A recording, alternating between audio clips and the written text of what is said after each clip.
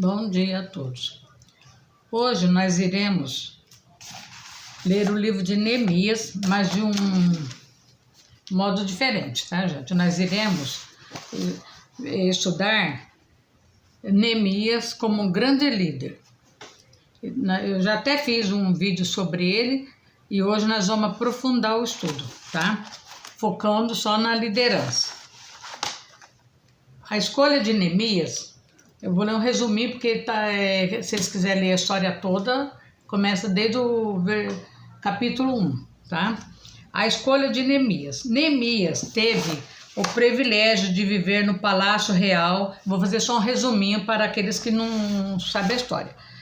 O Palácio Real de Suzã, na corte persa, cercado de conforto e privilégios. A exemplo de Moisés, ao tomar conhecimento da situação caótica que estava submetido o seu povo em Jerusalém, ele tomou uma atitude corajosa, altruísta e de um patriota. Um patriota. Ele ao renunciar toda a comodidade, mordomias palacianas e se lançar a uma missão de reconstrução dos muros e da cidade santa. Quando fala assim, a reconstrução do muro, gente, não é um murinho. Era a muralha inteirinha de Jerusalém, da cidade. Era uma grande construção. Então não era uma coisa fácil, um murinho qualquer, não. Né? Depois de 12 anos de governo, ele precisou voltar. Voltar ao palácio. Mas antes ele reconstruiu, né? Esse livro que eu vou ler sobre a liderança dele foi escrito por Robert Lee, sobre Neemias. Ao longo das narrativas do livro de Neemias, nós podemos ver várias características e qualidades de Neemias, né? Vale a pena destacar tais ocorrências, pois poderiam escapar a olhar desatento. Apesar dos privilégios e responsabilidade inerente ao seu cargo, vê-se que ele era um homem acessível. Ele era o copeiro-mor do rei, então ele era responsável por experimentar todos os pratos, tudo para ver se não era envenenado. E não era qualquer um, né, que tinha essa posição. Ele recebeu uma pequena comitiva de Judá e aí ele ficou sabendo tudo que estava se passando. Eu não vou entrar em detalhes nas histórias, nós vamos focar agora como que ele se tornou de um copeiro, um simples copeiro do rei, ele se tornou um grande líder. Muitas vezes tem muita gente que está numa profissão e nem sabe que ele tem vocação para ser um grande líder. E o mundo está muito pobre de líder, viu, gente? Está precisando de gente que sabe que é líder, que consegue administrar bem, né? Nós vamos ver aqui mais duas qualidades de líder, do líder e principalmente do líder ou obreiro cristão ou qualquer líder de qualquer igreja, qualquer coisa. A primeira, você tem que ter sensibilidade à dor do próximo, empatia, desconforto e solidariedade, sentir no lugar daquela pessoa que está sofrendo. Neemias recebeu a informação, então reagiu demonstrando que sensibilidade. Ele assentou-se e chorou, e lamentou-se por alguns dias. Se ele não tivesse vocação para liderança, ele reagiria dizendo assim, por exemplo: que pena, pobres coitados, que Javé console e tenha misericórdia daquela gente e mude a sorte daquele povo. E pronto, ponto final. Mas ele não. Ele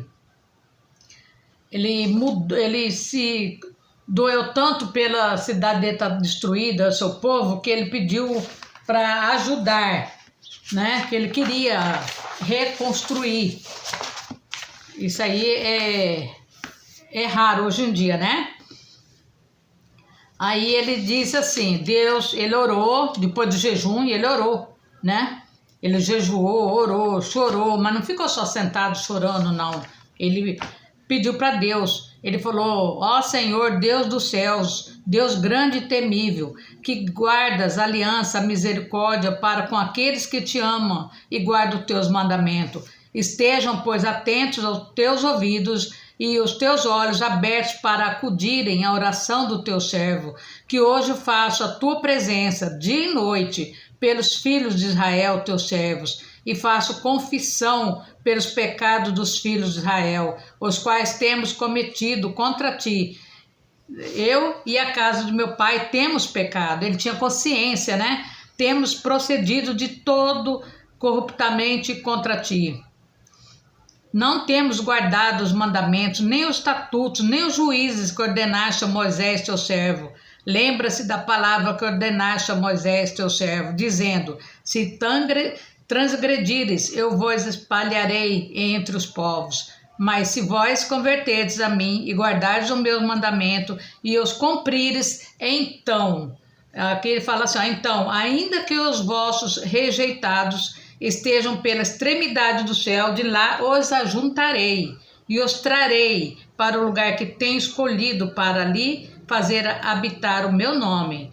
Esses são os teus servos e o teu povo que resgataste com teu grande poder e com a tua mão poderosa. Ah, Senhor, esteja, pois, atentos os teus ouvidos à oração do teu servo e a dos teus servos que se agradam de temer o teu nome, conceda que seja bem sucedido hoje o teu servo, dá-lhe mercê perante esse homem. Nesse tempo eu, copeiro do rei.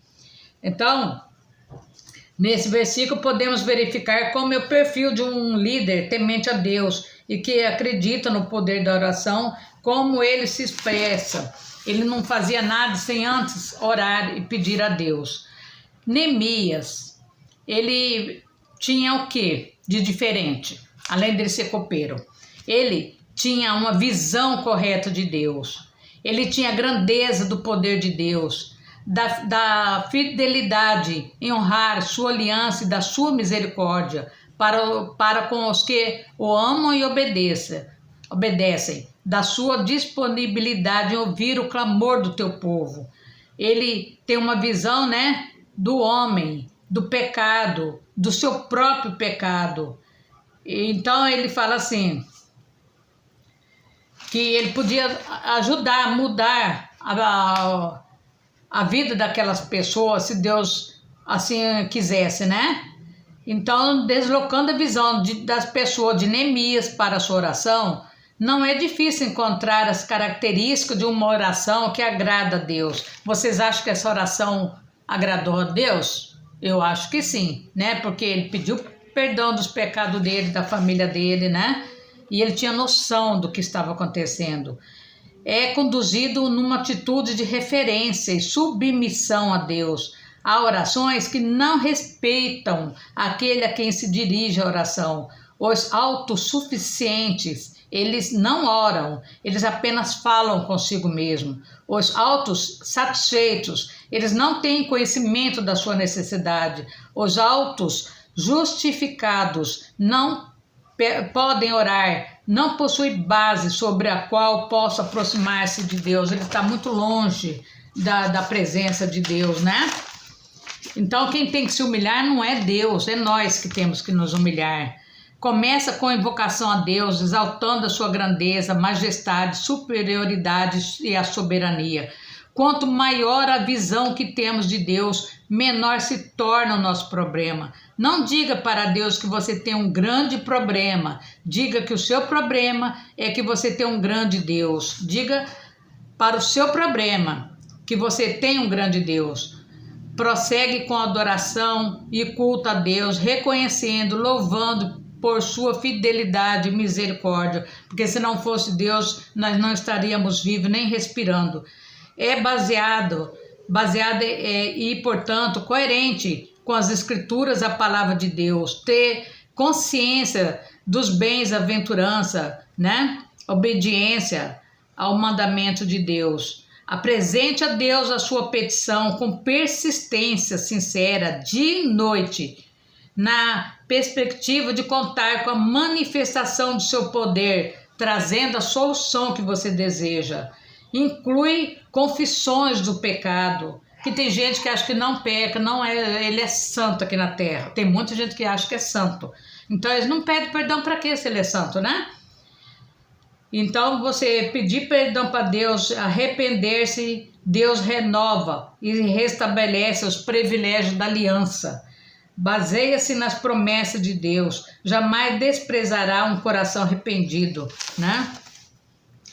E qual a importância da oração? A oração não consiste no apertar de um botão que sinaliza a chama, um atendente. Deus não é um gênio da lâmpada ou um garoto de recado à disposição das nossas ordens, sempre pronto a satisfazer as nossas vontades. A oração também não é uma varinha de condão. Não podemos perder de vista, né, que acima e além de tudo é preciso que seja feita a vontade de Deus. Ela que tem que prevalecer, né? Diante disso aqui tudo, e diante agora nós vamos para a gravidade, né, do muro. Qual é a gravidade que Neemias encontrou antes de reconstruir o muro? Que a cidade tinha sido destruída pelos babilônios, muitos judeus foram mortos, outros foram levados para o cativeiro e dispersos por toda parte. O povo remanescente ficou sem liderança e sem recursos para restaurar a cidade e sem ânimo também, né? Houve algumas tentativas de reconstruir o muro, mas sem sucesso. Sem os muros, o povo não tinha como se proteger dos ladrões e invasores. O povo de Jerusalém estava vivendo em situação de humilhação e desprezo à espera de um milagre divino, sem falar da falta de comida, porque teve uma grande seca também. A primeira reação de Neemias foi, prostrando-se, chorando, lamentando, demonstra que ele entendia a limitação humana diante da gravidade, da impossibilidade humana e o campo preferido para a ação de Deus. Por isso, Neemias passou 4 meses em oração antes de ir lá ajudar, viu, gente? Muita oração, jejum e adoração a Deus. Muito bonito, né? A oração pode mover a mão de Deus, depois que vocês escutaram isso? Sim, pode, né? Por quê? Porque Deus é um ser perfeito, supremo, soberano, que age quando e onde Ele quer, não depende de ninguém, e a ninguém Ele deve satisfação, né? Dos seus atos, mas Ele é fiel às suas alianças com os homens. A questão que se coloca na pergunta é se ele ia atender o pedido de Neemias, né? Será que ele ia atender? Sim, né? Ele atendeu, chegou até Deus o choro, o lamento de Neemias. E aqui nós vamos continuar depois essa parte que nós não podemos aceitar qualquer tentativa de desqualificação da oração, que só pode ser estratégia maligna para desmoralizar o povo de Deus. Quem sabe é fruto de um existencialismo filosófico, né? O inferno vai continuar tremendo quando o povo de Deus dobrar o joelho. O inferno treme todo, porque ele tem medo do poder de Deus. A força da oração é maior do que qualquer possível combinação de poderes controlados pelo homem, pois a oração é o maior meio que o homem tem de recorrer aos recursos infinitos que Deus tem para você. Nós vamos parar aqui, que amanhã nós vamos continuar. Hoje nós falamos do Neemias, que ele ficou sabendo o que estava acontecendo em Jerusalém, todos os problemas que eles tinham e o que ele sentiu no coração, né? Da vontade de ir ajudar o povo, né? E como que ele ia fazer para liderar essas pessoas, né? Não ia ser uma missão fácil, ele sabia disso, mas ele estava contando com quem, né? Ele estava contando com Deus. Então, Neemias, ele foi hábil na comunicação. Ele valoriza e respeita o seu superior, que utiliza bem o contexto, valores e crenças, e que evita tensões. Ele sabia que ele contava primeiro com Deus, que era superior, né? Antes de contar com a ajuda humana, ele contou primeiro com Deus. E nós vamos fazer uma oração e depois nós vamos continuar falando no próximo capítulo da liderança de Neemias, né? Nós vamos continuar orando e conhecendo mais a história da liderança dele, que nós não podia começar assim, já falando da liderança, sem falar da fé inabalável que ele tinha em Deus, tá? E o sentimento que ele tinha diante da tristeza de todos que estavam sofrendo. Então nós vamos fazer uma oração para Deus nos ajudar, tá? Na próxima nós vamos continuar pedindo para Deus abrir nossa visão de liderança, gente. Que eu quero que levanta muito líder aqui nesse Brasil. Então vamos orar.